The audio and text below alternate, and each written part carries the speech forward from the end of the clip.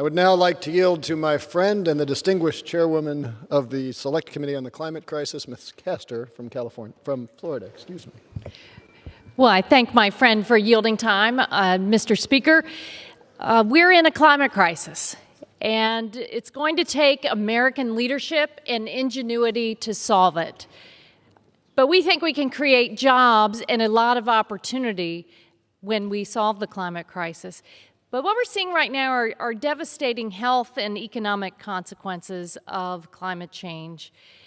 Here, all across America, whether it's wildfires out west, flooding in the midsection, we're approaching hurricane season with great trepidation, extreme heat.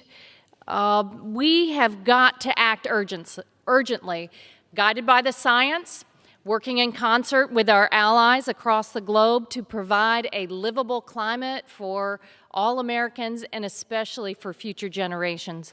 We've got to harness the technological innovation of the moonshot.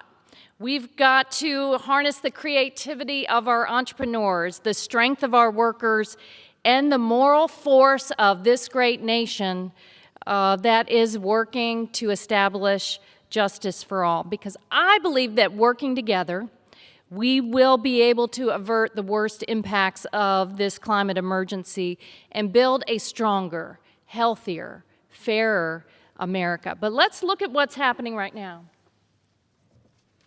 People know this. The last 7 years were the hottest on record. You don't have to tell that to the folks out west right now. They're living through some of the hottest days, the hottest, driest days. This is the departure from the 20th century average temperature. That just seems like these hotter days, longer, hotter summers are more frequent. And the science tells us that that's true. Why is this happening? Carbon dioxide in the atmosphere is at record levels. People thought that during the pandemic that greenhouse gases would dip and that might provide some salvation from the worst impacts of climate. But see, these gases build up in the atmosphere. You don't get a bonus for any year.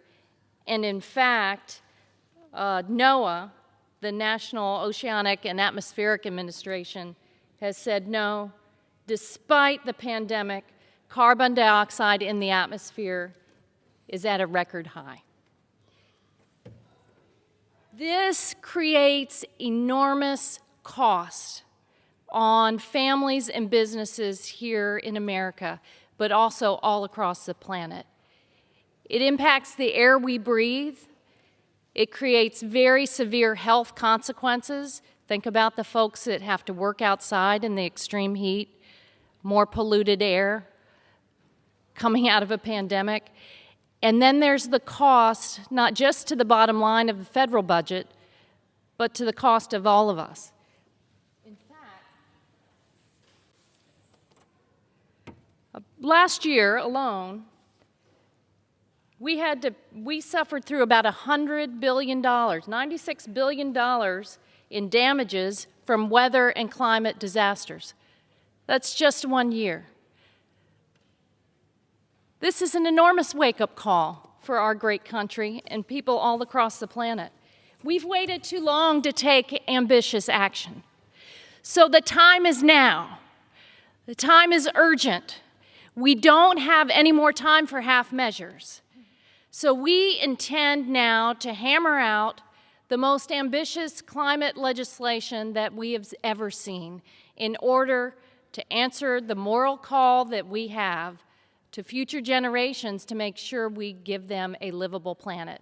We're joined tonight by a number of colleagues, Mr. Speaker, who are going to speak from the heart, speak with great intelligence, provide a little science, a little know-how, and I'm really proud to stand with them on the floor of the House tonight. At this time, I'll yield back to my good friend, Congressman Castor, and thank you, Congressman, for bringing your intellect and your passion for solving the climate crisis to this Congress. It's needed now more than ever.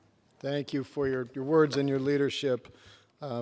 Congresswoman Castor. I now yield to my friend Ms. Bonamici from the state of Oregon. Thank you